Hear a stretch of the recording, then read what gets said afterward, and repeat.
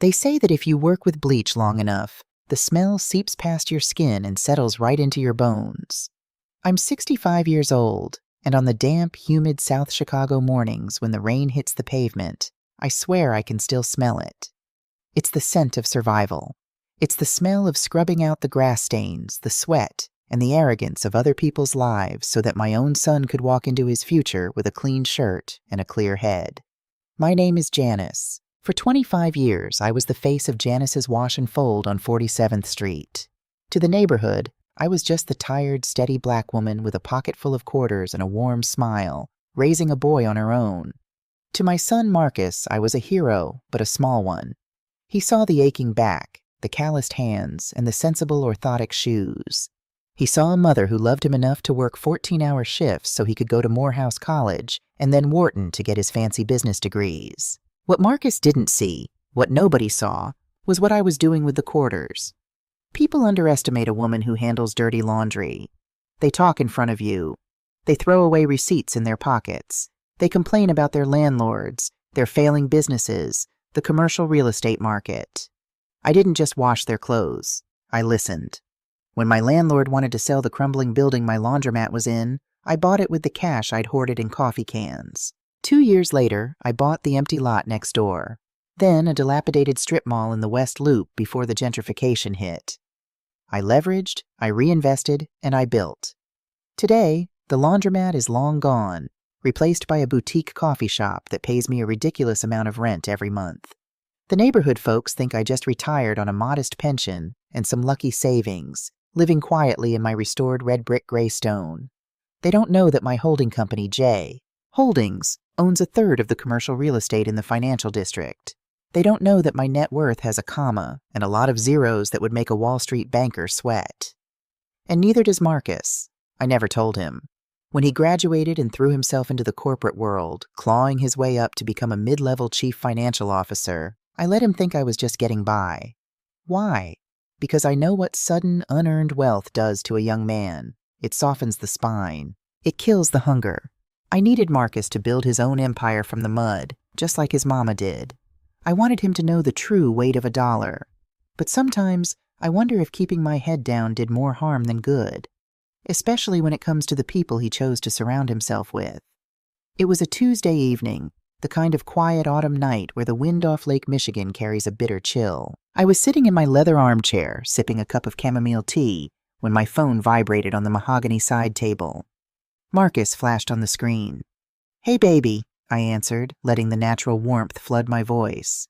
"Hey, Ma, how are you doing? Your joint's acting up with the cold." His voice was smooth, carrying that professional corporate polish he'd perfected over the years. But underneath it, I heard the subtle, frantic thrum of anxiety. I've known that boy's heart since it was beating inside my own body. I know when he's nervous. "I'm doing just fine, Marcus. What's going on? You only use that radio host voice when you're about to ask me for something." He let out a short, breathy laugh. "You always could read me, Ma. Look, Simone and I are celebrating our 1-year anniversary this weekend. We're hosting a dinner on Saturday night at Le Chien, that French place downtown." I raised an eyebrow. Le Chien was the kind of restaurant where the waiters wore white gloves and the appetizers cost more than a week's worth of groceries for most families in my old neighborhood. "That sounds lovely, baby. Happy anniversary. You want me to come over and watch the dog while you two go out?" "No, Ma, I want you to come to the dinner." He paused, and the silence stretched tight across the line. "Simone's parents are flying in from New York, from the Hamptons. They want to do a big family thing." Richard and Eleanor Sterling. I had only met them once, briefly, at the wedding. They were the epitome of East Coast old money pretension. Eleanor looked like she had never eaten a carbohydrate in her life and spoke with that strained, locked-jaw accent that rich folks use to make sure you know they summer in Martha's Vineyard. Richard was a loud, ruddy-faced real estate developer who wore his wealth like a cheap cologne, overpowering and desperate for attention. At the wedding, they had looked at me the way you look at a stray dog that wandered into a garden party, pity mixed with deep, visceral disgust. "They're coming all the way out here?" I asked, keeping my tone perfectly neutral. "Yeah, Richard has some business in the city, so they tied it into the anniversary."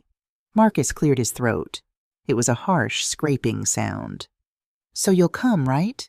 It's important to Simone." "Of course I'll come, Marcus. I wouldn't miss it." "Great. Great. He didn't hang up. The heavy, suffocating silence returned. He was rubbing the back of his neck. I couldn't see him, but I knew the gesture. Listen, Ma. Here it comes. You know how Richard and Eleanor are, Marcus started, his words tumbling out a little too fast. They're very traditional. They have certain expectations about how things are done, how people present themselves. Spit it out, Marcus, I said softly. Could you maybe wear something really nice?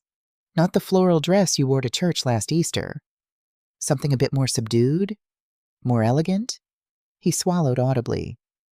And Ma, if Richard asks about your career or your retirement, maybe we don't need to bring up the laundromat. You could just say you were in small business management or administrative services. Just keep it vague. You know how these Hamptons types can be. I just don't want them making you feel uncomfortable. He thought he was protecting me, but the words still stung like a slap across the face from a wet hand. Don't bring up the laundromat. The very business that bought the food he ate, the books he read, and the suits he wore to his fancy corner office. He wasn't trying to protect me from their judgment. He was trying to protect himself from their embarrassment. He was ashamed of my dirty hands. I closed my eyes. The hurt blossomed in my chest, a dark, heavy flower, but I pushed it down. I am a mother before I am anything else, and a mother swallows her pride when her child is drowning in his own insecurities. Administrative services, I repeated, my voice steady, betraying none of the storm raging inside me. I understand, Marcus. Don't you worry about a thing. I won't embarrass you in front of your in-laws. Ma, it's not about embarrassment, it's just... I said I understand, baby. I'll see you Saturday. Give Simone my love. I ended the call before he could stumble through an apology he didn't mean. I sat in the dim light of my living room for a long time, listening to the ticking of the grandfather clock in the hallway. Richard and Eleanor Sterling. They thought they were the elite. They thought they held the keys to a kingdom my son was desperately trying to buy his way into. They looked at a black woman from the south side of Chicago and saw nothing but a stereotype, a poor, uneducated burden hanging around their golden son-in-law's neck.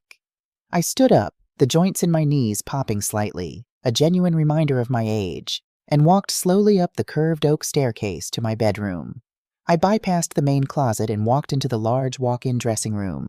I pressed my hand against the far wall, pushing exactly 3 inches below the crown molding. The heavy oak panel clicked and swung open silently, revealing the steel door of my wall safe. I punched in the code and pulled the heavy door open. Inside sat the tangible evidence of my silence. Neatly stacked folders containing the deeds to high-rises, bearer bonds, a velvet tray holding a custom-made Patek Philippe watch, a bespoke tennis bracelet dripping with flawless, conflict-free diamonds that I had bought for myself on my 60th birthday. I reached out and let my fingertips brush the cold, hard surface of the diamonds. I could wear them. I could walk into Le Chien on Saturday night wearing a tailored Chanel suit that cost more than Richard's leased Mercedes. I could blind Eleanor with these stones. I could drop my J. Holdings black card on the table and watch their jaws hit the floor. It would be so easy. But true power doesn't shout. True power whispers. And more importantly, true power observes. If I walked in there draped in wealth, they would smile. They would fawn over me. They would treat me with the fake, sycophantic respect that greedy people reserve for those they realize are higher up on the food chain. I wouldn't learn a damn thing about who they really were. And I needed to know. I needed to know exactly what kind of people had their claws in my son. I needed to see their unvarnished, ugly truth. If they thought I was a broke, naive, uneducated woman, they would let their guard down. They would show me their true faces. I closed the safe, spinning the dial to lock it, and pushed the secret panel back into place. I walked over to my regular closet and reached all the way to the back, pushing aside the high-end cashmere sweaters and silk blouses I wore to my private board meetings. Way in the back, wrapped in a plastic dry cleaning bag, was an old, faded burgundy velvet dress. I had bought it at a thrift store 20 years ago for a church choir performance. It was shapeless, slightly frayed at the hem, and smelled faintly of mothballs. I pulled it out and laid it on the bed. Beside it, I placed a pair of sensible, scuffed black flats. No jewelry, not even my wedding band.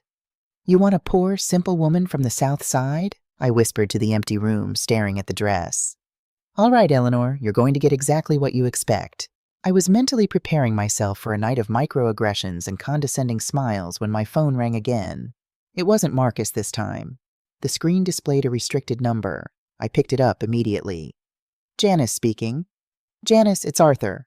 Arthur was the lead counsel for Jade Holdings, a brilliant, cutthroat corporate lawyer who had been my right hand for the last decade. He only called me on the restricted line when something was seriously wrong, or when he had dug up dirt that shouldn't see the light of day. Arthur, it's late. What do you have? I ran that background check on the Sterling family, just like you asked after Marcus told you they were visiting. Arthur's voice was crisp, entirely devoid of emotion, which meant the news was going to be bad. You are going to want to sit down for this.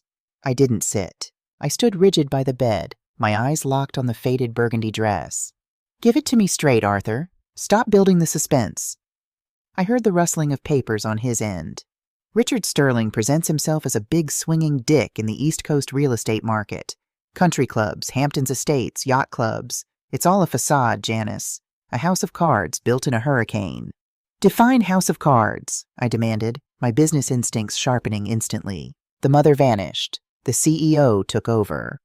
His development firm, Sterling Heritage, is underwater, massively.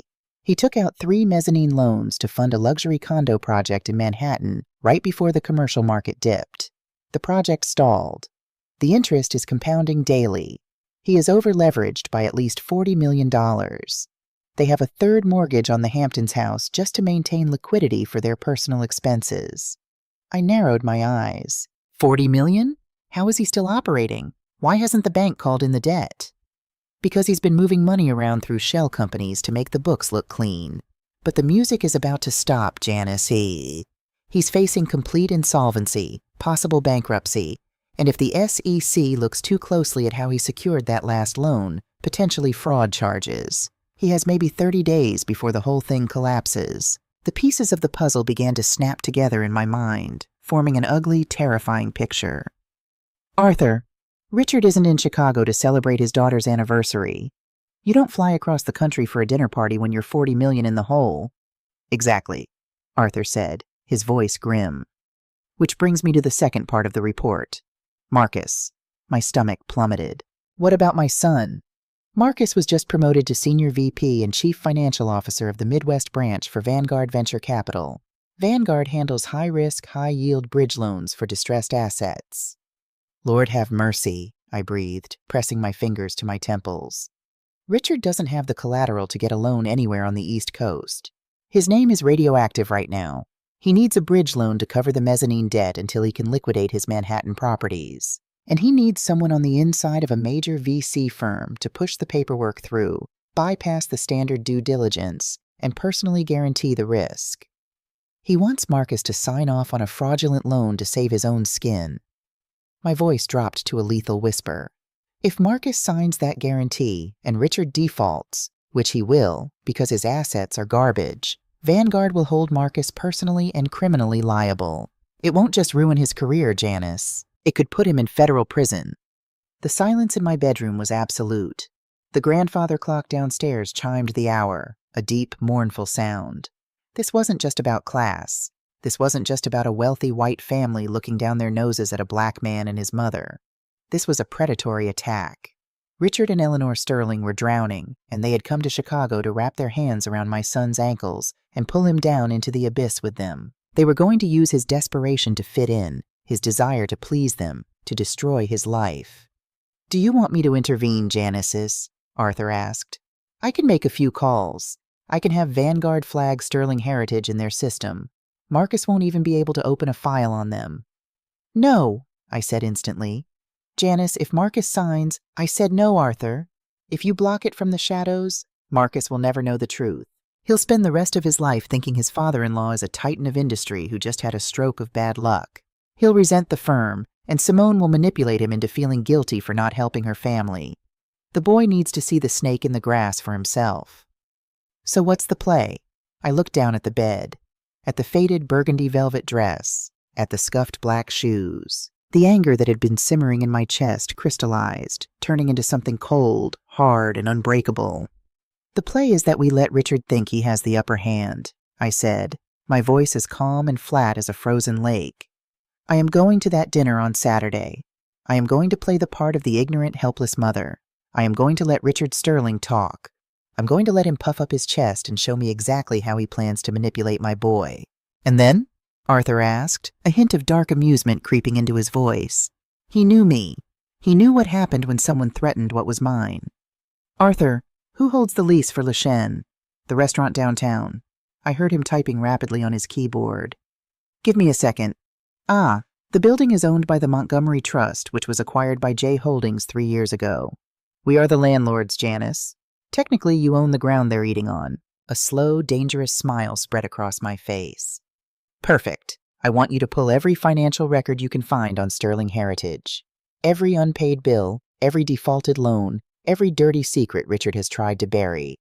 Send it to my tablet by Friday morning. Consider it done. Are you going to destroy him, Janice? No, Arthur, I said softly, picking up the velvet dress and holding it against my chest. I'm going to let him dig his own grave. I'm just going to be the one who kindly provides the shovel. I hung up the phone and walked over to the full-length mirror. I held the cheap, shapeless dress up against my body. I let my shoulders slump. I softened my posture, erasing the decades of authority and command I had built. I looked exactly like what Marcus asked for, a woman who had never stepped foot outside the boundaries of a small life. Richard and Eleanor Sterling thought they were coming to Chicago to play a game with a naive boy and his uneducated mother. They thought they were the apex predators in the room. They had no idea that the water they were swimming in belonged to me, and on Saturday night, I was going to let them drown in it. Saturday evening arrived with a biting wind that swept off Lake Michigan, rattling the street lamps. I took a standard yellow cab to Le Chêne instead of calling for my usual town car. When the taxi pulled up to the curb, the restaurant loomed before me, a monument to exclusivity, all polished brass, frosted glass, and the faint, arrogant scent of truffle oil wafting into the street. I stepped out onto the damp pavement, smoothing down the front of my faded burgundy velvet dress.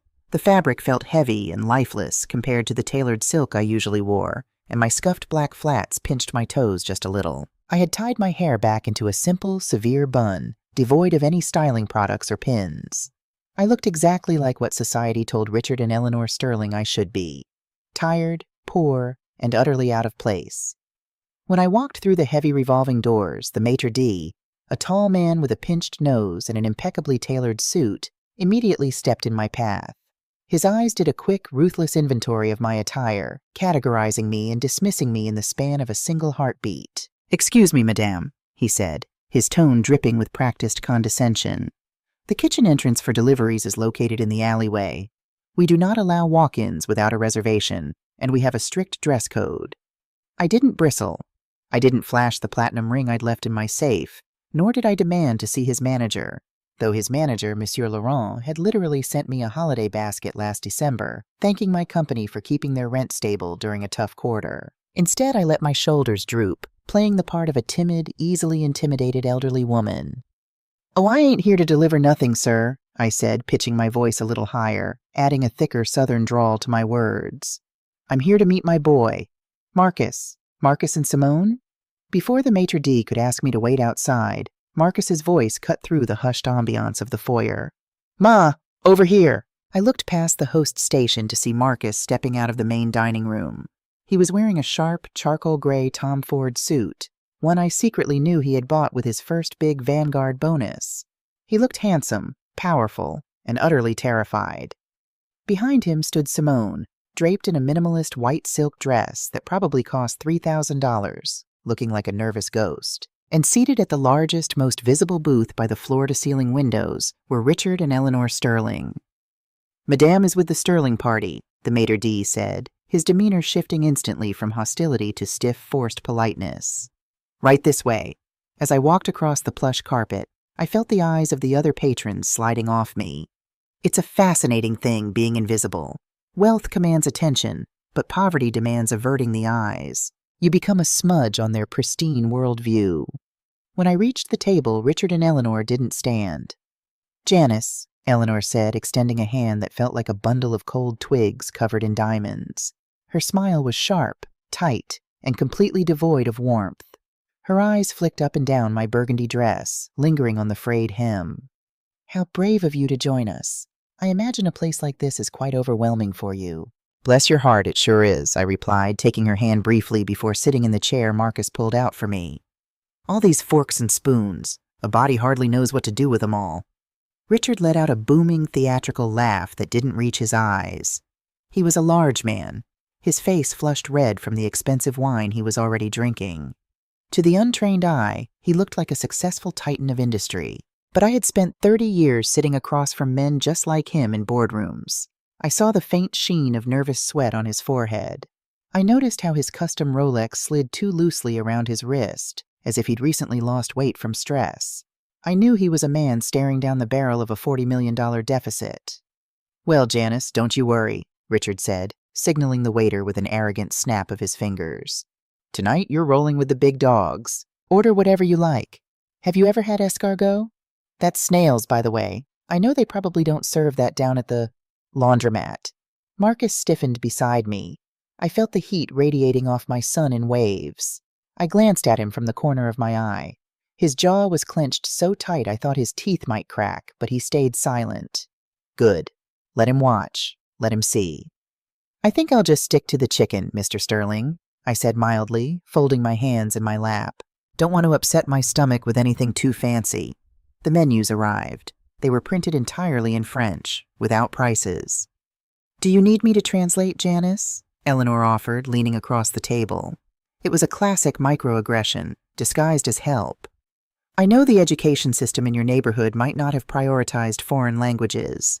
Le poulet rôti is the roasted chicken.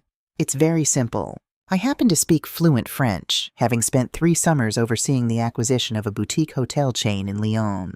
But I simply smiled, a picture of ignorant gratitude. Thank you kindly, Eleanor. You sure are cultured. Simone shifted uncomfortably in her seat, keeping her eyes fixed on her water glass. Mom, please, she whispered. Oh, nonsense, Simone. We're just trying to make Janice feel comfortable, Eleanor chirped, taking a delicate sip of her wine. It must be so challenging, living where you do, so vibrant, so loud. I always tell Richard, I don't know how the people in the inner city manage to find any peace. We make do, I said softly. The appetizers arrived, and for the next hour, I subjected myself to a masterclass in upper-class cruelty. Richard and Eleanor dominated the conversation, turning the dinner into a thinly veiled monologue about their own supposed magnificence. They talked about their summer home in the Hamptons, their yacht in St. Bart's, the charity galas they hosted for the less fortunate.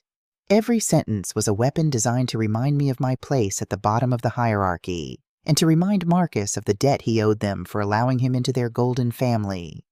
But as the main courses were cleared away, the tone of the dinner shifted. The casual bragging stopped. Richard leaned forward, resting his heavy forearms on the pristine white tablecloth. The predator was finally circling its prey. So Marcus, my boy, Richard began, swirling the dregs of a $400 Cabernet in his glass. Simone tells me you just got bumped up to senior VP at Vanguard Venture Capital. That's a serious firm. They handle a lot of heavy lifting for distressed assets, don't they? We handle a variety of portfolios, Richard, Marcus replied, his voice guarded, tight. Humble as always, Richard chuckled, though his eyes were completely dead. You know, Marcus, in this world, family has to look out for family. Legacy is everything. I've been thinking about rolling over some of my East Coast assets, looking for bridge financing while I restructure a massive luxury project in Manhattan. Vanguard would be the perfect partner for Sterling Heritage. With you on the inside to champion the deal, well, we could keep the profits in the family. There it was, the trap. He wasn't asking for an introduction. He was asking for Marcus to bypass the firm's risk assessment and rubber stamp a fraudulent loan to save him from bankruptcy. Marcus looked at Richard, his expression unreadable. Vanguard's compliance protocols are incredibly strict, Richard. I can't just push a file through without a full audit of your ledgers.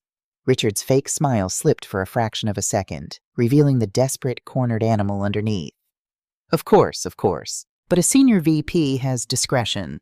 And we wouldn't want Simone to stress over her father's temporary cash flow restructuring, would we? It was a blatant emotional threat. Marcus's hands curled into fists on his lap. Before Marcus could respond, Richard turned his gaze to me. It was time for him to apply the leverage. He needed Marcus to feel completely dependent on the Sterling family's wealth, which meant he needed to eliminate Marcus's only other anchor, me. Janice, Richard said, his voice dripping with faux paternal concern. Marcus is stepping into a very large, very demanding world now. He has a wife to think of, a future to build, and Eleanor and I have been talking. Have you now? I asked, my voice barely above a whisper. Eleanor placed a manicured hand over her heart. We know how hard you worked, Janice, scrubbing clothes all those years. It's admirable in a tragic sort of way, but it's time for Marcus to fly. And he can't do that if he's constantly worried about you living in that neighborhood with no real savings. What are you getting at, Eleanor? Marcus interrupted, his voice dropping an octave, a dangerous edge creeping into his tone. We want to help, Marcus, Richard said smoothly, holding up a hand.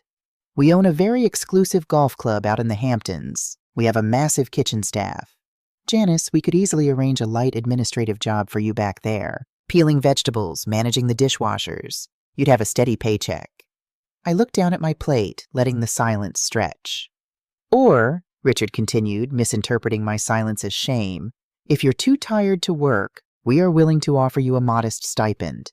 $2,000 a month. Enough for you to move into a quiet, respectable assisted living facility a few states over. Arizona, maybe. You can rest, and Marcus won't have the burden of a penniless mother dragging down his new social standing. It's a win-win. Simone gasped, pressing a napkin to her mouth. Dad, stop it! Marcus didn't yell. He didn't flip the table. He just sat there, breathing heavily, his eyes locked on mine. I saw the furious, protective fire burning in my son's eyes, and in that moment I knew I had raised a good man. He didn't care about their money. He cared about his mother. You want to pay me $2,000 a month to disappear, I said softly, finally looking up. I didn't use the high-pitched, subservient voice anymore.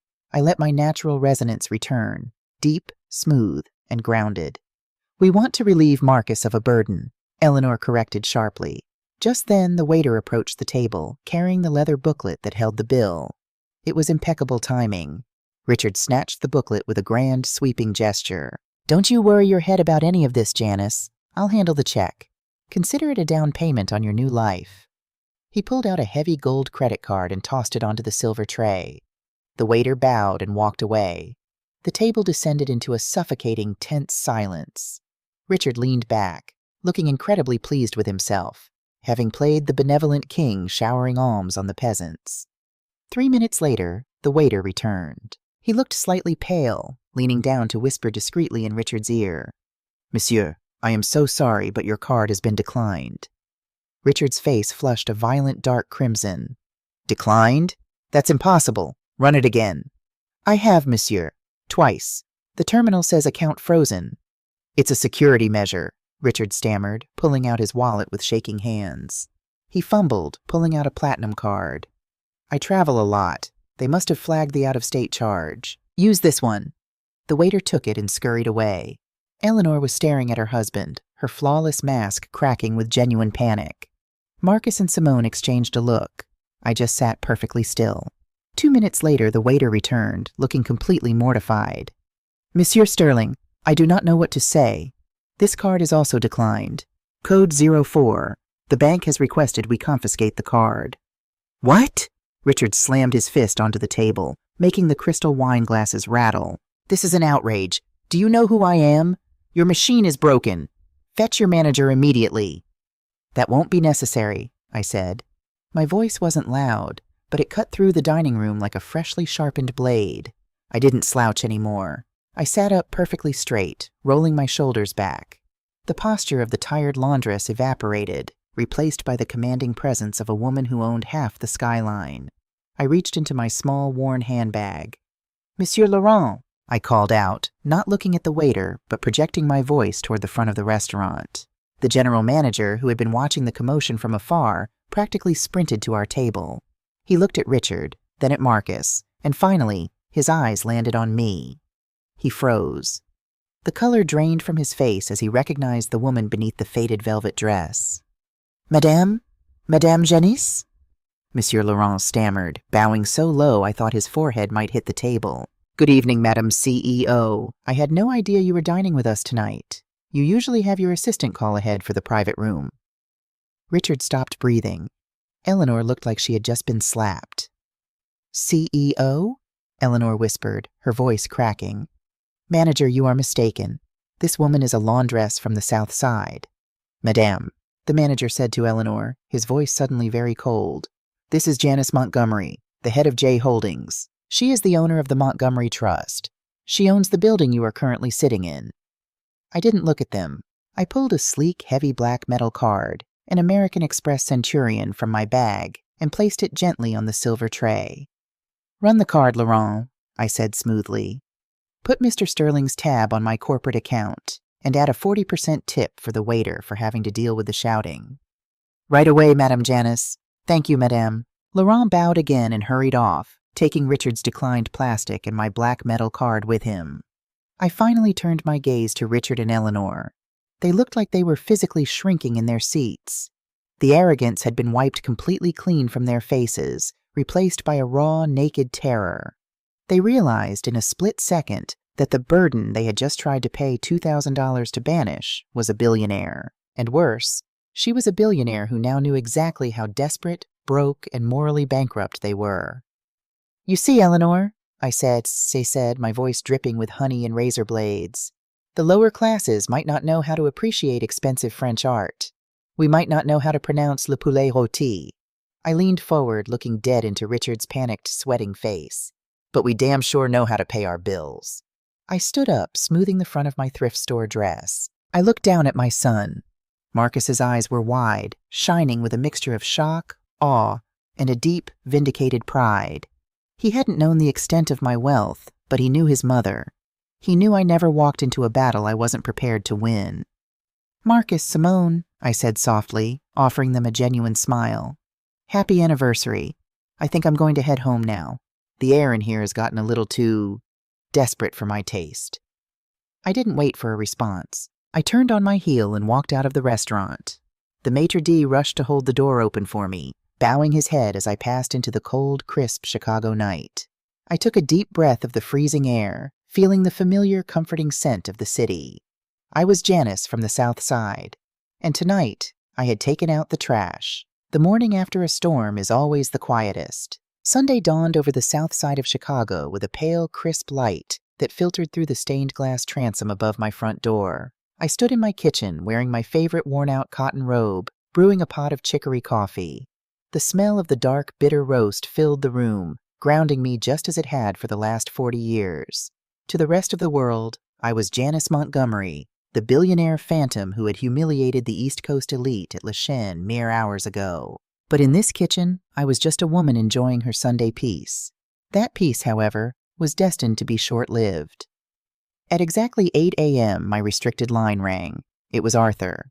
My lead counsel didn't believe in weekends. He only believed in billable hours and destroying our corporate enemies. "Good morning, Arthur," I said, pouring the steaming coffee into a ceramic mug.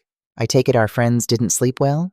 "Richard Sterling has been awake since 2 a.m., Janice," Arthur replied, his voice practically vibrating with smug satisfaction. "I have contacts at his legal firm in New York. Richard woke up 3 of his senior partners in the middle of the night. He demanded a full, expedited corporate autopsy on J Holdings and the Montgomery Trust." I took a slow sip of my coffee. "And what did they find?" "They found the landmines we planted," Arthur said smoothly. "As of 6 a.m., Richard's lawyers informed him of the exact structural hierarchy of our assets. They told him that we don't just own the building his favorite French restaurant is in. They discovered that 3 months ago, J.A. Holdings quietly bought out the debt portfolios of his primary lenders on the East Coast." I smiled, looking out the kitchen window at my small, manicured garden. This was the second twist of the knife. Richard had spent the entire dinner thinking I was a peasant. Now, in the cold light of day, he was looking at a financial map that proved I wasn't just wealthy, I was his apex predator. Through a web of subsidiary holding companies, I owned the mortgage on his Hamptons Golf Club. I held the commercial leases for his failing Manhattan luxury condos. "I am his ultimate creditor," I murmured. "I hold the paper on his entire life. You hold the leash, Janice. If you call in those debts, Richard is bankrupt by Friday. He loses the houses, the clubs, the cars, everything." Arthur paused, the amusement fading from his voice. But Richard isn't surrendering. He's a rat in a corner, and rats bite. My contacts say he's scheming. He believes he has a trump card. Marcus, I said, the warmth leaving my voice instantly. Exactly. Richard thinks because Marcus is married to Simone, he can use the boy to squeeze you. He plans to use the threat of divorce, of tearing your family apart, to force you into a debt forgiveness arrangement. He's trying to weaponize your love for your son. Let him try, I said, my tone turning to ice. Keep monitoring his firm, Arthur. Let me know when he makes his move. I hung up the phone and walked into my living room. I wasn't alone. Sitting on my vintage velvet sofa, holding a cup of black coffee, was Marcus. He had arrived at my house at 1 a.m., straight from the hotel where he had left Simone to deal with her hysterical parents. He had taken off his expensive Tom Ford jacket and rolled up his sleeves, looking less like a Vanguard senior VP and more like the boy who used to help me sort laundry on Sunday afternoons. I sat down in the armchair across from him. That was Arthur. Richard knows I hold his debt. Marcus nodded slowly, his eyes dark and thoughtful. I figured it wouldn't take him long to run the registry. The man is broke, Ma, but he isn't stupid. I leaned forward, studying my son. The events of last night were still heavy in the air. You didn't look surprised when I pulled out that Centurion card last night, Marcus. You didn't look surprised when Laurent called me CEO. Marcus let out a long, heavy exhale, running a hand over his tired face. Ma, I'm the chief financial officer of a major venture capital firm. You think I didn't notice when Jay Holdings started acquiring real estate in the West Loop? You think I didn't recognize my own mother's shadow companies when Vanguard did market analysis on Chicago's top commercial developers? I raised an eyebrow, genuinely taken aback. You knew? I didn't know your exact net worth until last night, Marcus admitted, a small, proud smile touching the corners of his mouth. I didn't know you had the sterling debt by the throat. But I knew you were a titan, Ma. I've known for years. Then why the charade? I asked, my voice softening. Why call me and ask me to wear a cheap dress? Why tell me to hide my career from Richard and Eleanor? Marcus set his coffee mug down on the mahogany table. The exhaustion in his eyes was replaced by a fierce, protective intellect, the same intellect I had used to build an empire. Because Vanguard had already flagged Richard's firm, Marcus explained quietly. My compliance officers warned me last week that Richard was drowning in toxic debt and might try to use my marriage to bypass our firm's security checks. I needed to know if Richard actually loved me as a son-in-law, or if he was just grooming me to be his golden goose. He leaned forward, resting his elbows on his knees. If you walked into that restaurant dressed in Chanel, dripping in diamonds, Richard and Eleanor would have kissed our feet. They would have played the perfect, loving family, and they would have bled us dry from the shadows for the next 20 years. I needed them to underestimate us. I needed them to think we were weak, poor, and desperate for their approval. I stared at my son, a profound sense of awe washing over me. He hadn't been ashamed of me at all. He had been playing a game of high-stakes chess, using their own racism and classism as a trap. You used my faded dress as bait, I whispered. And they swallowed the hook, Marcus said, his jaw tightening. The minute they offered to pay you $2,000 to go to a nursing home, the minute they tried to buy my loyalty by isolating me from my mother, I had my answer. They are monsters, Ma, and I'm done with them. Before I could reply, a sharp, frantic knock echoed through the hallway. Marcus and I exchanged a look.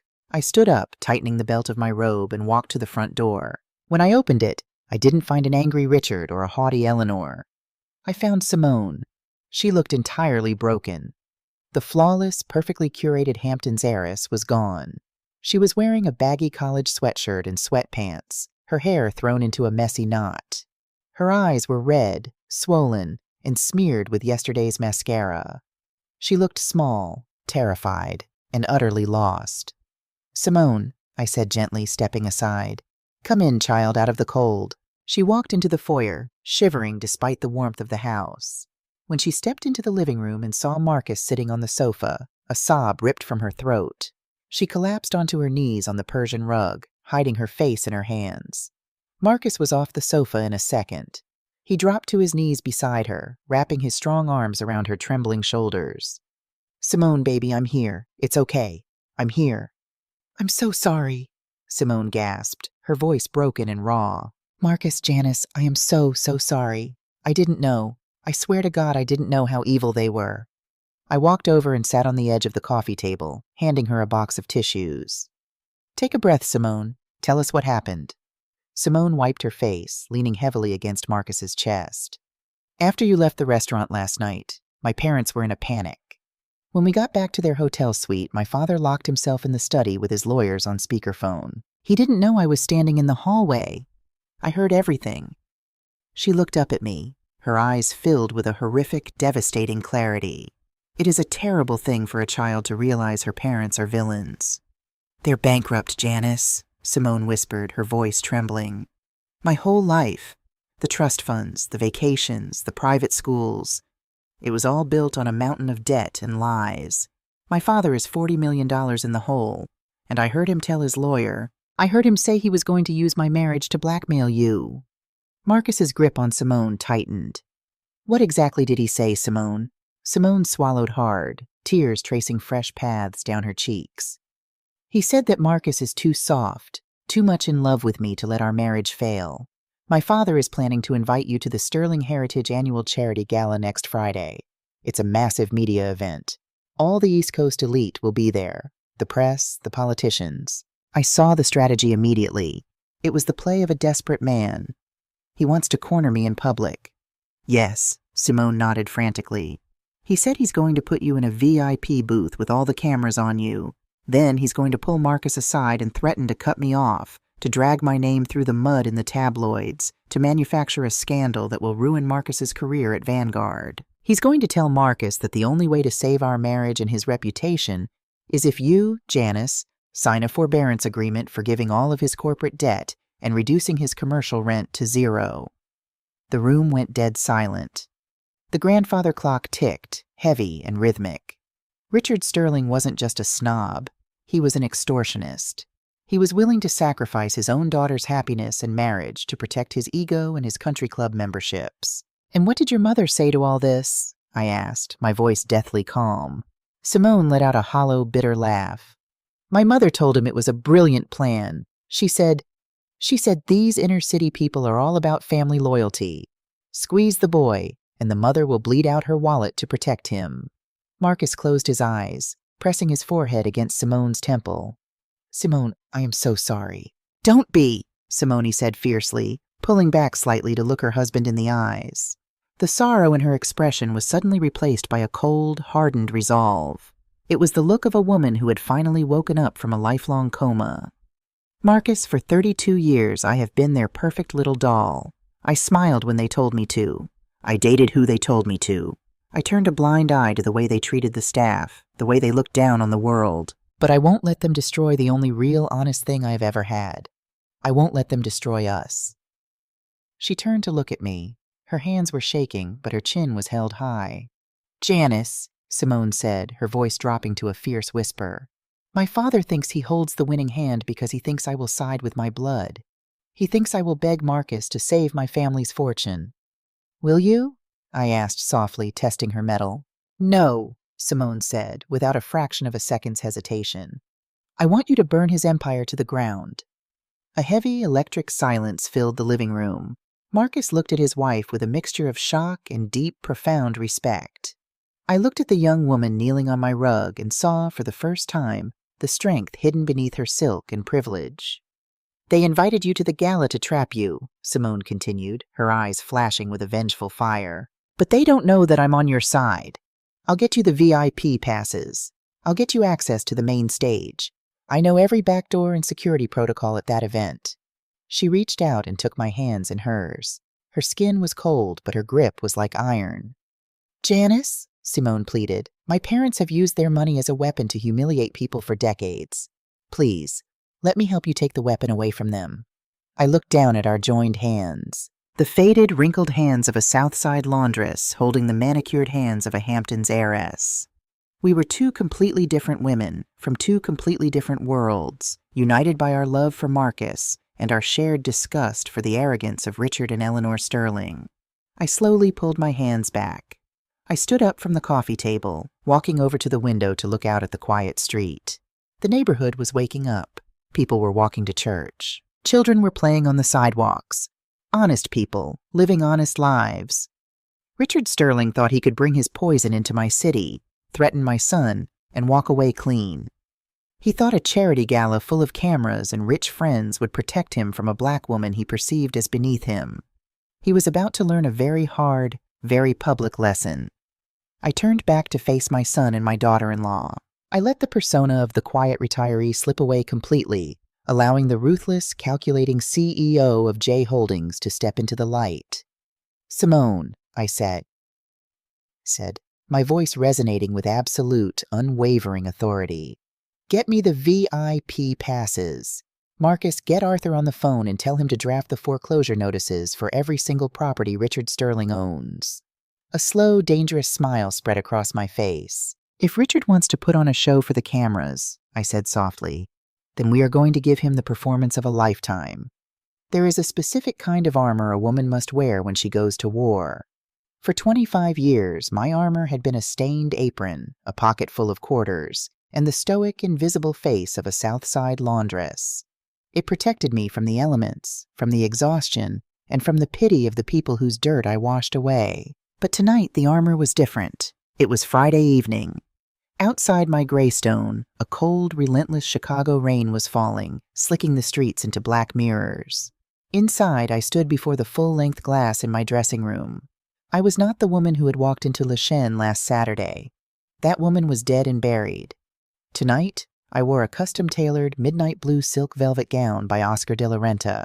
It was impeccably structured, offering no apologies and demanding absolute attention. Around my neck rested a vintage Cartier collar of emeralds and conflict-free diamonds, cold and heavy against my collarbone. On my left wrist was the bespoke Patek Philippe. On my feet, Jimmy Choo stilettos that cost more than the first car I ever bought for Marcus. My hair, usually pulled back into a severe bun, was professionally styled into an elegant, sweeping updo that showcased the sharp lines of my cheekbones. I looked like money. Not the loud, desperate, rented money of Richard and Eleanor Sterling, but the silent, generational, earth-shaking wealth that built cities. My phone vibrated on the vanity. It was Arthur. "The trap is set, Janice," my lead counsel said, his voice thrumming with dark anticipation. "The foreclosure notices, the lease terminations, and the demand for immediate repayment of the mezzanine loans have all been drafted and signed by a judge. The couriers are standing by outside Richard Sterling's corporate headquarters in New York and outside the Drake Hotel where the gala is being held." "What time do we execute?" I asked, clasping a diamond stud into my ear. "The couriers have strict orders to serve the papers to Richard's legal team at exactly 9 p.m. Central Time. That is the exact moment Richard is scheduled to give his keynote address." A slow, chilling smile touched my lips. "Perfect timing, Arthur. Enjoy your Friday night." "Give them hell, Janice." I walked downstairs where Marcus and Simone were waiting in the foyer. When they turned to look at me, the breath visibly left Simone's lungs. Marcus just smiled, a fierce, glowing pride illuminating his face. "Ma," Marcus whispered, shaking his head. "You look like a queen." "I look like a landlord, baby," I corrected gently, pulling on a black cashmere coat. "Let's go collect the rent." The Sterling Heritage Annual Charity Gala was being held in the grand ballroom of the Drake Hotel, an opulent cavern of crystal chandeliers, gilded moldings, and towering floral centerpieces that smelled heavily of lilies and desperation. Richard had moved the event to Chicago this year under the guise of expanding his philanthropic footprint to the Midwest. But I knew the truth. He was hunting local investors, and he was hunting my son. When our town car pulled up to the red carpet, the flashbulbs of the local press were already going off like lightning strikes. We didn't walk the carpet together. That was part of the plan. Marcus and Simone stepped out first, playing the role of the dutiful, glamorous young couple. I waited 5 minutes in the idling car before stepping out alone, bypassing the press line completely, and slipping through a side entrance using the VIP access badge Simone had procured for me. I took up a position in the shadows of the mezzanine balcony, looking down at the ballroom floor. It was a sea of tuxedos and designer gowns. Waiters circulated with silver trays of champagne and caviar blinis. And holding court in the center of the room, laughing too loudly and smiling too widely, were Richard and Eleanor. Eleanor was wearing a gaudy, sequined gold dress that caught the light with every movement, looking more like a disco ball than a philanthropist. Richard was sweating through his bespoke tuxedo, slapping the backs of Chicago politicians and Vanguard executives. He was playing the Titan, the benevolent billionaire, but from my vantage point, I could see the frantic, darting movements of his eyes. He was searching the room for his prey. At 8:45 p.m., the lights in the ballroom dimmed, and a spotlight hit the main stage.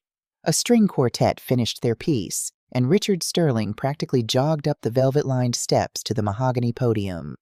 The room fell silent as he adjusted the microphone.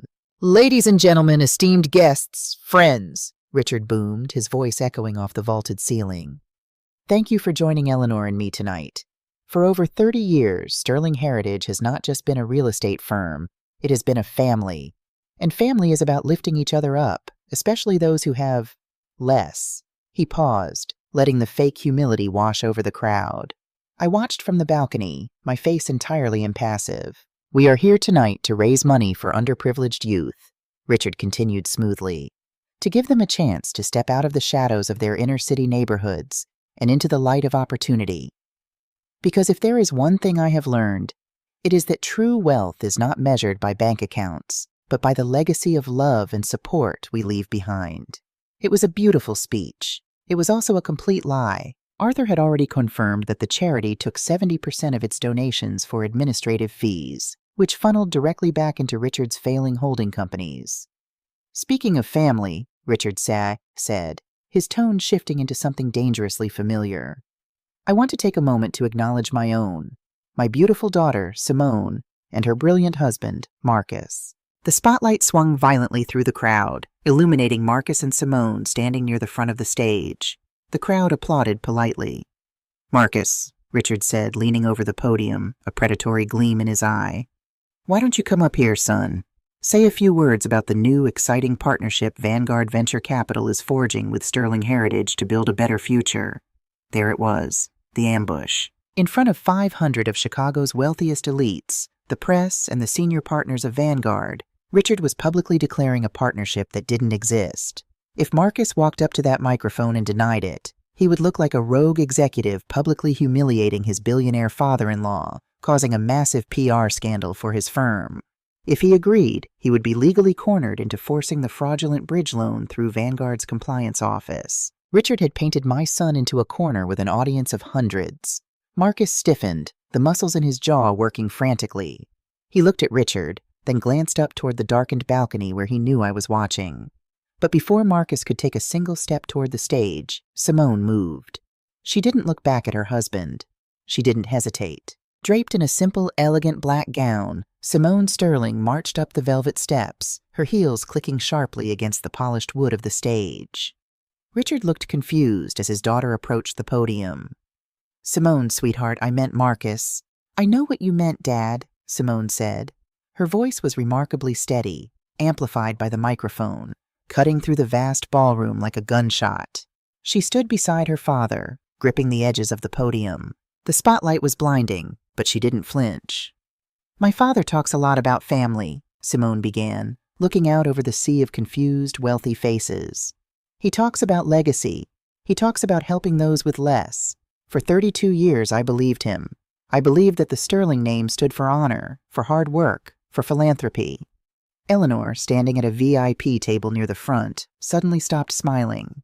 She took a step forward, her face paling beneath her heavy makeup. "Simone, what are you doing?" she hissed, though it was lost in the cavernous room. "But I have recently learned that legacy is a very subjective word," Simone continued, her voice rising in power, ringing with the righteous fury of a daughter betrayed.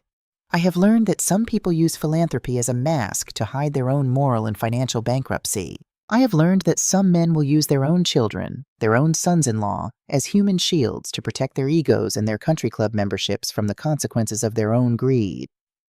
A collective gasp rippled through the ballroom. The Vanguard executives exchanged alarmed glances. The press photographers suddenly scrambled, raising their cameras, sensing blood in the water. Richard's face flushed a deep, panicked purple. He reached for the microphone. "Simone, you're not well. You're confused. Let's get you off the stage." Simone swatted his hand away with a fierce, violent motion. She pulled the microphone from its stand, holding it tightly.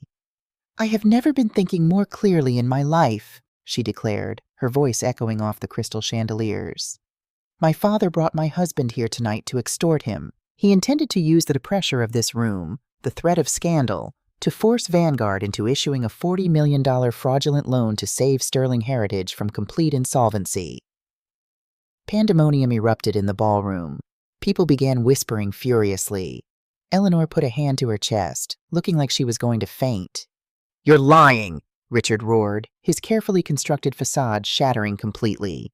He looked at the crowd, desperate, sweating profusely. "She's having a mental breakdown. My company is ironclad. I am Richard Sterling." "You are nothing," a voice said. The voice wasn't loud, but it was amplified perfectly through the ballroom's secondary sound system. I had stepped out of the shadows of the mezzanine, walking down the grand sweeping staircase toward the ballroom floor. A sound engineer, heavily tipped by Arthur earlier that afternoon, had handed me a wireless lapel microphone. The crowd parted for me instinctively. They didn't know who I was, but they recognized the Cartier diamonds, the Oscar de la Renta silk, and the unmistakable, terrifying aura of a woman who was entirely in control. I walked down the center aisle, the spotlight swinging away from the stage to hit me, illuminating the emeralds at my throat. I kept my gaze locked on Richard, who was gripping the podium as if it were the edge of a cliff. "Who is that?" someone whispered loudly in the crowd. "Is that the CEO of J. Holdings?" another voice muttered. I reached the bottom of the stairs and walked right up to the edge of the stage. I didn't climb the steps. I didn't need to be elevated to look down on him. "Good evening, Richard." "Eleanor," I said, my voice smooth, rich, and utterly devoid of mercy. "I hope you don't mind the intrusion. I know my dress code isn't quite up to your Hampton standards. It's hard to find good velvet down at the thrift store these days." Richard stared at me, his eyes bulging. His jaw worked silently. He recognized the face of the poor, ignorant laundress he had mocked and offered to buy off for $2,000 just 6 days ago. But she was gone, replaced by an executioner draped in silk and diamonds. "Janice?" Eleanor gasped from the crowd, her voice a strangled squeak. "It's exactly 9 p.m., Richard," I said, checking the face of my Patek Philippe. "I imagine your lawyers in New York are having a very difficult evening right now." "What have you done?" Richard whispered hoarsely, stepping back from the podium. "I did exactly what you told me to do at dinner." I smiled, though it didn't reach my eyes. "You told me to learn my place. You told me that in this world, the big dogs eat the little dogs. You told me to understand the hierarchy of wealth." I paused, letting the silence stretch tightly across the massive ballroom. Every camera was pointed at me. Every Vanguard executive was holding their breath. "So I looked into your wealth, Richard, and I found out that it doesn't belong to you at all. It belongs to me." Richard shook his head, a primal panic taking over his features. No, that's impossible. J Holdings bought out your mezzanine debt 3 months ago," I stated clearly, ensuring every reporter in the room caught the words. "The Montgomery Trust holds the leases on your commercial properties in Manhattan and the mortgage on your precious Hamptons estate. And because you have violated the covenants of those loans by attempting to secure fraudulent bridge financing, I have called in the debt." I took a step closer to the stage, looking up into the eyes of a completely broken man. "As of 5 minutes ago, Richard, you are bankrupt. Your assets are frozen. Your leases are terminated. You do not own a country club. You do not own a yacht. You do not even own the tuxedo you are sweating in right now." Eleanor let out a sharp, piercing wail and collapsed into a chair, hiding her face in her hands. The crowd began to murmur in shock, a vicious buzzing sound of the elite turning on one of their own. Blood was in the water, and they could smell it. Richard looked at me, then at Simone, who stood beside him on the stage, her chin held high, tears shining in her eyes but refusing to fall. Finally, he looked at Marcus, who was standing in the front row, his arms crossed over his chest, his expression hard and unforgiving. "Marcus," Richard pleaded, his voice cracking, shedding the last remnants of his pride. "Marcus, please. Your family. You have to help me." Marcus looked at his father-in-law, the man who had tried to destroy his career and humiliate his mother. "I am helping you, Richard," Marcus said quietly. "I'm letting you keep your dignity by not calling the SEC and having you arrested for fraud right here in front of the cameras. Take your wife and leave my city." Richard Sterling opened his mouth, but no words came out. He looked out at the sea of faces, the politicians he had bribed, the investors he had courted, the peers he had desperately tried to impress. They were all staring at him with a mixture of disgust and pity. He was ruined. Completely, utterly, and publicly annihilated. Slowly, heavily, Richard stepped away from the podium. He didn't look at his daughter. He walked down the side stairs, collected a sobbing Eleanor from her chair, and practically ran toward the exit, pushing his way through the crowd of reporters screaming questions at him. The heavy mahogany doors of the ballroom slammed shut behind them. The silence that followed was deafening. I looked up at Simone. She let out a long, shuddering breath and placed the microphone gently back onto the stand. She walked down the velvet steps and stepped directly into Marcus's waiting arms. He held her tight, burying his face in her hair. I stood there for a moment, the heavy Cartier diamonds cold against my skin, the adrenaline slowly draining from my veins. The war was over. The poison had been extracted. I turned around and walked back up the center aisle, the crowd still parting in stunned silence. I didn't stay for the champagne. I didn't stay for the questions from the press or the sudden sycophantic praise of the Vanguard executives who suddenly realized who I was. I walked out of the Drake Hotel into the freezing Chicago rain and climbed into the back of my waiting car. "Take me home to the South Side, David," I told my driver, leaning my head against the cool leather of the seat. "Yes, ma'am," he replied, pulling away from the flashing lights. I closed my eyes, listening to the rhythm of the rain hitting the roof of the car. The armor had done its job. But as the city lights blurred past the tinted windows, I was already looking forward to going home, taking off the diamonds, and putting on my old, comfortable cotton robe. 6 months is a surprisingly short amount of time to dismantle an empire, but when the foundation is entirely made of rot, the walls come down fast. The fallout from the Sterling Heritage Charity Gala was swift, brutal, and thoroughly documented by the East Coast financial press. Richard Sterling's Chapter 11 bankruptcy filings were a matter of public record within 48 hours. The ensuing forensic audit laid bare decades of over-leveraged loans, fraudulent appraisals, and hollow shell companies. They lost the Manhattan condos to the banks. They lost the Hamptons estate to my holding company. The yacht was seized by federal tax authorities. I didn't take pleasure in watching it happen. There is no joy in watching a man drown, even if he tied the anchor around his own neck. But I felt a profound sense of justice. They had moved to a rented 2-bedroom condo in a humid, unremarkable suburb of Boca Raton. There were no more galas, no more Michelin-starred dinners. They had been reduced to the very thing they feared most, ordinary. For Simone, the first few months had been a quiet, painful mourning period. She didn't mourn the loss of the money. She mourned the parents she realized she never truly had. Richard and Eleanor had called her incessantly at first, demanding she beg Marcus for a bailout, hurling venomous insults when she refused. Eventually, Simone changed her number. The silence that followed was heavy, but it was the kind of silence where a wound finally begins to heal. It was a bright, breezy Tuesday afternoon in late April when I asked Marcus and Simone to meet me. I didn't invite them to the towering glass skyscraper downtown where Jay Holdings occupied the top 3 floors. I didn't invite them to Le Chêne. I sent them an address on 47th Street, deep in the heart of the South Side.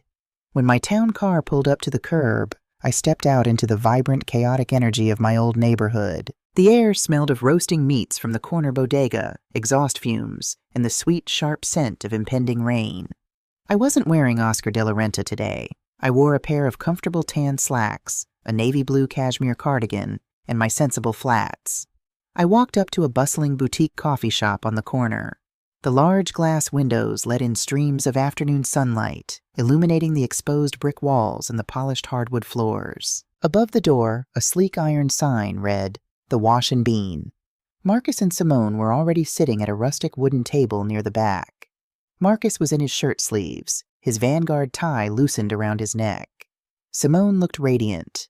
The hollow, anxious tension that used to grip her features was completely gone.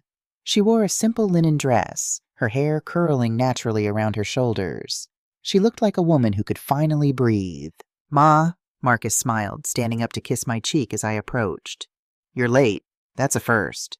"Traffic on the Dan Ryan Expressway waits for no billionaire, baby," I chuckled, taking the seat across from them. I looked around the coffee shop. The barista was frothing oat milk, and a group of college students were huddled over laptops in the corner. "Do you know where we are, Simone?" I asked softly, resting my hands on the warm wood of the table. Simone looked around, taking in the exposed brick and the vintage aesthetic. "It's a beautiful cafe. Marcus said you own the building." "I do," I nodded. But 30 years ago, right where you're sitting, Simone, was folding table number 3. Over there, where the espresso machine is, were the heavy-duty industrial washers. This was my laundromat. Simone's eyes widened. She looked down at the table, then around the room, as if trying to conjure the ghosts of the soap suds and the steam. "This is where it started," I said, my voice dropping into a reflective, quiet rhythm. "I spent 25 years in this exact room. I washed the dirt out of thousands of shirts. I counted quarters until my fingers were calloused and black with coin dust. I didn't do it to become a real estate tycoon. I did it to survive." I looked at Marcus. "I brought you both here today because I want to make sure that the lessons of this room don't get lost in the shadow of J Holdings. Wealth is a dangerous, violent thing if you don't respect where it comes from. Richard Sterling forgot the value of $1 because he stopped looking at the hands of the people who earned it for him." I reached into my leather tote bag and pulled out a thick, heavy manila envelope. I placed it on the table between us. "Arthur finalized the liquidation of Sterling Heritage's assets yesterday," I said smoothly, shifting back into the CEO mindset. "After J Holdings recouped the principal of the mezzanine loans, the unpaid commercial rent, and the legal fees. The courts auctioned off the remaining viable properties." Simone swallowed hard, staring at the envelope. "Is my father going to prison?" "No," I replied honestly. "He skirted the edge of federal fraud, but because Vanguard never issued that bridge loan, he never officially crossed the line into criminal liability. He's just broke." I tapped the manila envelope. "However, after the banks took their pound of flesh, there was a surplus from the sale of the Hamptons estate and the commercial properties. About $7 million. Marcus frowned, his financial instincts kicking in. "A surplus? Ma, legally, if the debts are satisfied, that capital goes back to Richard and Eleanor." "It would have," I said, a faint ironclad smile touching my lips. "If Arthur hadn't discovered a deeply buried clause in the original corporate charter Richard signed 30 years ago. In the event of total liquidation, surplus capital from Sterling Heritage was to be diverted into a family trust, completely shielded from Richard's personal accounts." I slid the envelope across the table toward Simone. "I didn't keep the money, Simone.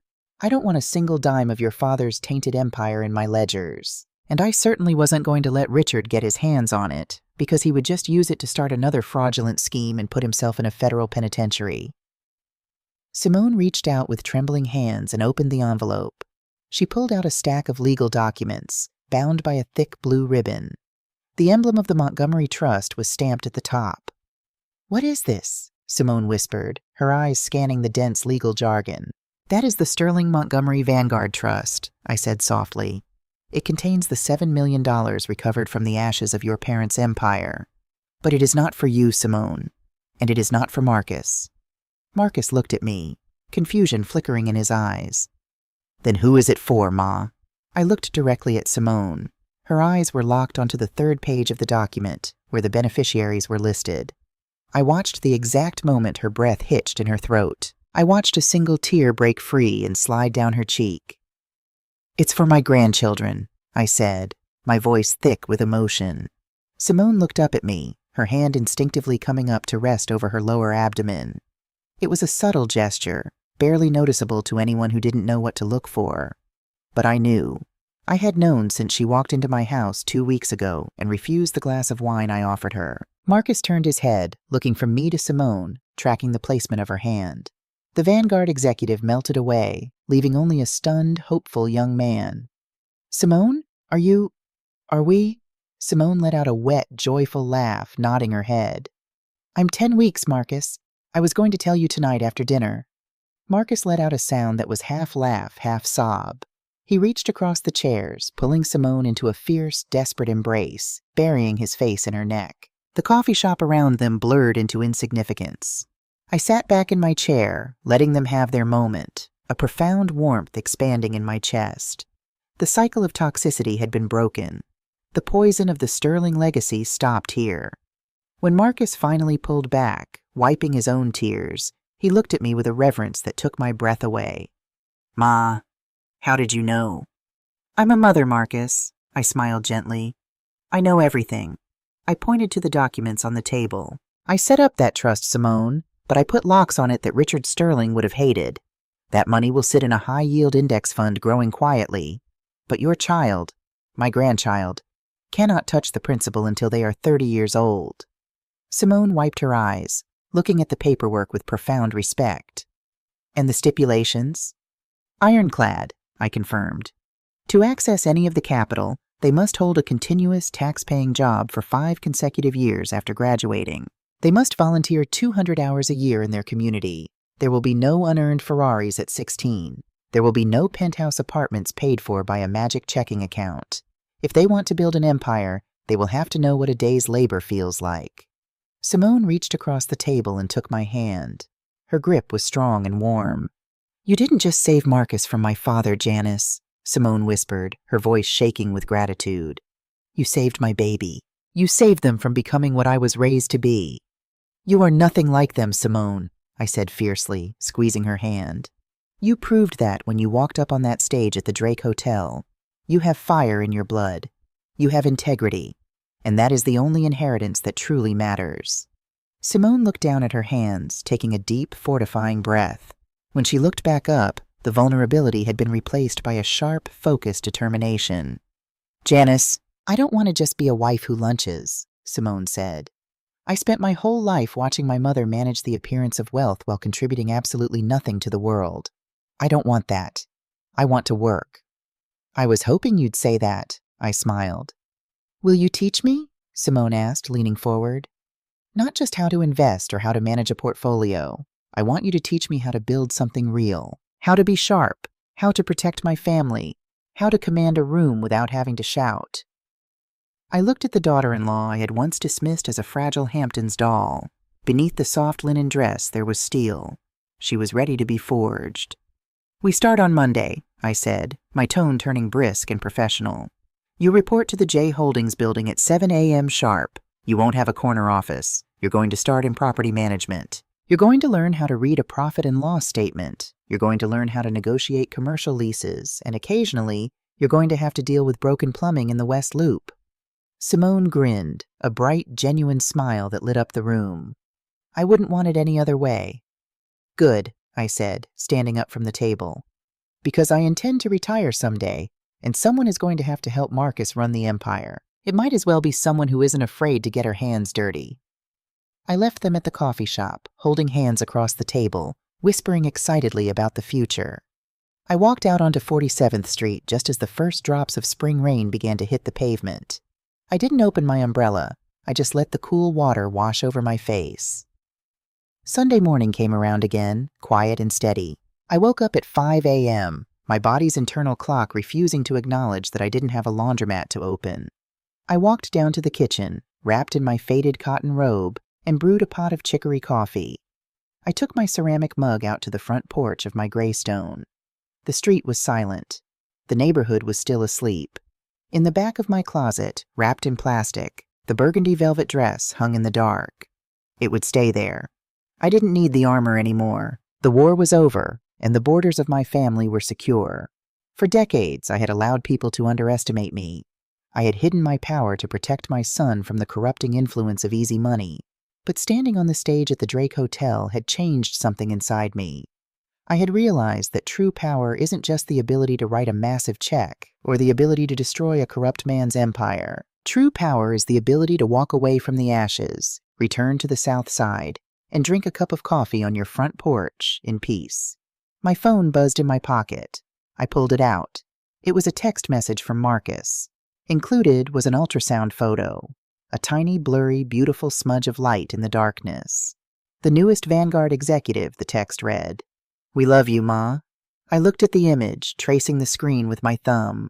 A tear slipped down my cheek, warm and entirely unburdened. I am Janice Montgomery. I am a billionaire. I am a CEO. I am a woman who knows exactly how to break a man who tries to threaten my blood. But as I sat on my porch, watching the sun rise over the city of Chicago, illuminating the red bricks and the wet asphalt, I knew my true title. The only one that ever really mattered. I am a mother, and I always wash the dirt out of my family's clothes. 3 years is enough time to watch a sapling take deep, unshakable roots in the earth, but it is also enough time to watch a dead branch finally wither and fall away from the tree. It was a brisk Tuesday morning in October. I stood at the back of the primary boardroom on the top floor of the JT Holdings Tower, a steaming cup of black coffee in my hand. I wasn't sitting at the head of the long mahogany table today. That seat was occupied. I watched in silence as Simone, dressed in a sharply tailored charcoal gray pantsuit, leaned forward and slid a heavily redacted contract across the polished wood toward 3 sweating real estate developers. Her hair, once styled into the rigid, perfect waves required by her mother's Hampton social circles, was now cut into a sleek, no-nonsense bob. She didn't wear excessive jewelry, just her wedding band and a simple, elegant watch I had gifted her on her first work anniversary. "Gentlemen," Simone said, her voice steady, low, and entirely devoid of the nervous flutter that used to plague her. "The numbers you've presented for the West Loop expansion are ambitious, but ambition doesn't pay the interest on a commercial loan. Your projected foot traffic is inflated by 20%, and your contingency fund for construction delays is woefully inadequate. J. Holdings is prepared to offer you the mezzanine financing, but we are taking a 25% equity stake in the property, and we maintain veto power over your anchor tenants." The lead developer, an older man who was clearly unaccustomed to being cornered by a woman 30 years his junior, wiped his brow. "Simone, be reasonable. 25% is a bloodletting. We're practically handing you the keys to the kingdom." Simone didn't blink. She didn't offer a polite, softening smile. She simply let the silence hang in the air, thick and uncomfortable, forcing the men to sit in their own desperation. It was a tactic I had taught her during her first week. "You're not handing me the keys, David," Simone replied softly. "I'm offering to build the door so your project doesn't collapse into a crater before the foundation is poured. You have until Friday at noon to sign. After that, the equity demand goes up to 30%. She stood up, buttoning her jacket with a fluid, practiced motion. "Thank you for coming in." The meeting was over. The men scrambled to gather their briefcases, their egos bruised, but their business instincts knowing they had been thoroughly outmaneuvered. After they filed out of the glass-walled room, Simone let out a long exhale, her shoulders dropping a fraction of an inch. She turned and looked at me, a proud, exhausted smile breaking across her face. "Well, did I leave too much money on the table?" I walked forward and placed my coffee cup on the mahogany surface.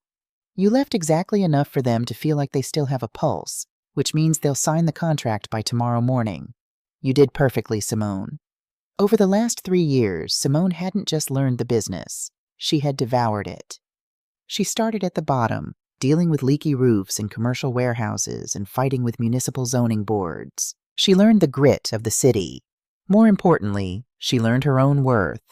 When she gave birth to my granddaughter, Maya, she took 3 months off, then returned to the office with a fire in her belly that I had only ever seen in the mirror. "Marcus called," Simone said, checking her phone as we walked out of the boardroom and into the expansive, sunlit executive corridor. "He's wrapping up a closing at Vanguard. He's going to pick up Maya from daycare and meet us at your house for dinner." "Good," I smiled. "I made a pot of gumbo last night. It's been sitting, soaking up the seasoning. It's ready." Before we could reach the elevators, my executive assistant, Maria, stepped out from behind her desk. She looked unusually tense. "Janice, Simone," Maria said, lowering her voice. "Security just called up from the main lobby. There is a woman down there demanding to see Simone. She doesn't have an appointment, and she's refusing to leave the reception area. She's causing a bit of a scene." Simone frowned. "A disgruntled tenant? Did you get a name?" "She says her name is Eleanor Sterling," Maria replied hesitantly. "She says she's your mother." The corridor went dead silent. I watched the blood drain from Simone's face. For 3 years, the Sterling name had been a ghost, a bad memory locked away in a box. After Richard's public ruin and bankruptcy, he and Eleanor had vanished into the swampy obscurity of a cheap Florida condo. There had been no emails, no phone calls. The silence had been a blessing. "She's here?" Simone whispered, the ghost of the terrified Hamptons heiress flickering in her eyes for a split second. I stepped closer to my daughter-in-law, placing a firm, grounding hand on her shoulder. "Breathe, Simone. She has no power here. This building belongs to us. If you want me to have security escort her to the curb, say the word, and it's done." Simone closed her eyes, taking a deep breath that expanded her ribs. When she opened her eyes, the ghost was gone. The executive had returned. "No," Simone said, her voice hardening into polished steel. "If you throw her out, she'll just wait in the parking garage, or she'll show up at my house. I'll handle this." "I'm coming with you," I stated. It wasn't a question. We took the private elevator down to the grand lobby. The J Holdings lobby was a cavernous space of white marble, towering indoor ficus trees, and severe minimalist security barriers. Sitting on a leather bench near the reception desk was Eleanor. If I hadn't known who I was looking for, I might have walked right past her. The woman who had sneered at me over a $400 bottle of French wine at Le Chêne was completely unrecognizable. The designer clothes were gone, replaced by a faded, ill-fitting beige pantsuit that looked like it had been bought off a clearance rack. Her hair, once a masterpiece of expensive salon upkeep, was brittle and showing harsh gray roots.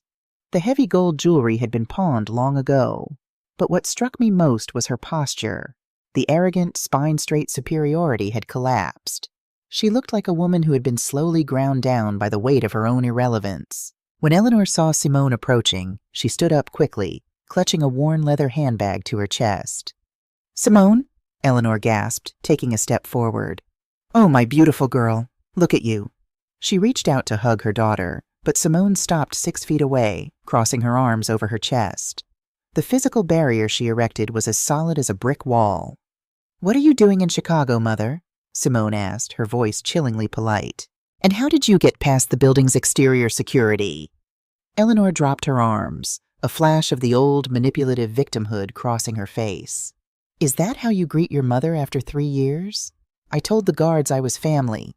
They let me in." She glanced at me, her eyes narrowing with a bitter, simmering resentment. "Hello, Janice. Still wearing the crown, I see." "Still owning the castle, Eleanor," I replied smoothly, not giving her an inch. Eleanor turned her attention back to her daughter. Her eyes welled with tears, a performance I had seen her give to wealthy charity donors 100 times before. "Simone, please, I need to talk to you, privately." "Anything you have to say to me, you can say in front of Janice," Simone said firmly. "She is my family. Now speak, or I will have security remove you." Eleanor swallowed hard, her pride warring with her desperation. Desperation won. "It's your father," Eleanor said, her voice trembling. "Richard had a massive stroke 2 weeks ago. He's in a public care facility in Boca Raton. The state medical insurance. Simone, it's horrible. The place smells like bleach and decay. He can barely speak. He's paralyzed on his left side." Despite everything, I saw a microscopic flinch in Simone's jaw. A child never truly outgrows the instinct to care for a wounded parent, no matter how toxic that parent might be. "I'm sorry to hear he is ill," Simone said, her tone neutral, measured. "But what does that have to do with me?" "What does it have to do with you?" Eleanor repeated, her voice rising in shrill indignation, echoing off the marble walls. "He is your father. I am your mother. We are drowning, Simone. The condo fees are 6 months past due. They are going to evict us. I have nothing left to sell. You have to help us." "Help you," Simone repeated, tasting the words as if they were ash. "I heard about the baby," Eleanor pressed on, taking another step forward, her eyes gleaming with a sudden, desperate hunger. "A little girl. Maya. I saw a picture online from a Vanguard charity event. She's beautiful, Simone. I'm a grandmother. Richard is a grandfather. Doesn't that mean anything to you? Don't you want your daughter to know her family?" The mention of Maya changed the temperature in the room. The air grew instantly, violently cold. I watched Simone transform. The final lingering thread of the umbilical cord snapped. Simone didn't just step out of her mother's shadow. She eclipsed her completely. "Do not ever mention my daughter's name again," Simone said. Her voice was a whisper, but it carried a lethal, terrifying weight. Eleanor recoiled as if she had been physically struck. "Simone, you want to talk about family?" Simone interrupted, stepping forward, invading Eleanor's space. "Where was my family when my father tried to extort my husband in front of 500 people? Where was my mother when I was weeping in a hotel room, realizing my entire life had been funded by fraud and stolen money?" "We did it for you!" Eleanor cried, tears finally spilling over her mascara-stained cheeks. "We wanted you to have the best of everything. We wanted to protect your future." "You wanted to protect your ego," Simone corrected, her voice dripping with absolute disgust. "You used me as a prop. You used Marcus as a pawn. And when the game ended, you didn't apologize. You cursed me for not bleeding out my marriage to save your yacht." Simone uncrossed her arms and looked her mother up and down, taking in the frayed clothes and the desperate, hollow eyes. I know why you're really here, Mother, Simone said quietly. It's not because my father had a stroke. It's not because you suddenly care about meeting your granddaughter. You did a public records search. You found out about the Sterling Montgomery Vanguard Trust. Eleanor froze. The tears stopped instantly. The panicked, calculating glint in her eye confirmed it. You found out that there is $7 million sitting in an account with the Sterling name on it, Simone continued, her voice relentless.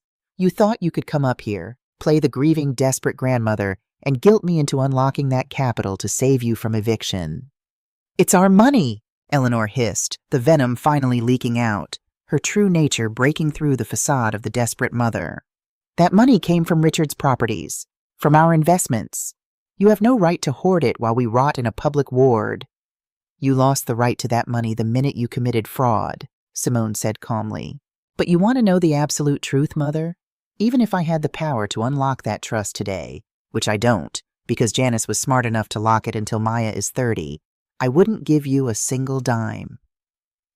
Eleanor stared at her daughter, her mouth opening and closing in silent, breathless shock. She was looking at a stranger. The obedient, terrified girl she had raised was dead. In her place stood a woman forged in the fires of the South Side, hardened by truth and protected by absolute financial and moral boundaries. I am not angry anymore, Mother, Simone said, her voice dropping into a register of profound, heavy pity. I don't hate you. I just pity you. You have spent your entire life measuring people by their bank accounts, and now that your account is empty, you have discovered that you are completely, utterly alone. Simone reached into her tailored jacket pocket and pulled out a sleek leather card holder. She extracted a single, crisp business card and held it out. There is a number on the back of this card, Simone said. It belongs to a private geriatric care facility in Boca Raton. It's a clean, safe, respectable place. I have already authorized my personal bank to pay for a private room for my father and a small efficiency apartment for you on the campus. The bills will be paid directly from my account. You will never see the cash. It covers food, shelter, and medical care. Nothing more. Eleanor stared at the card, her hands shaking. You're putting us in a home? I am ensuring you don't die on the street, Simone corrected. Because unlike you, I do not believe in letting people starve. But this is the end of our transaction, Eleanor. You will not call me. You will not come to Chicago again. And you will never, ever approach my daughter. Simone dropped the card.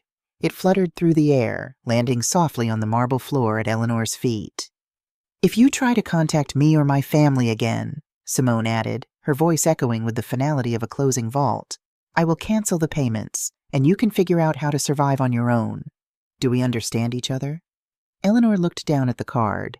She slowly bent down, her old joints popping, and picked it up. She didn't look at Simone. She didn't look at me. She simply clutched the card, turned around, and walked heavily toward the revolving glass doors. She looked like a ghost fading back into the mist, carrying the crushing weight of a life wasted on the illusion of superiority. We watched in silence until she disappeared onto the crowded Chicago street. I looked at Simone. She was staring at the revolving door, her chest rising and falling rhythmically. I waited for the tears. I waited for the guilt to wash over her. Instead, Simone turned to me, offering a soft, clear smile. The shadows in her eyes had completely evaporated. Are we still on for gumbo? She asked quietly. A profound, swelling pride bloomed in my chest. We are. Let's go home. The sun was setting, casting a warm golden hue over my red brick gray stone.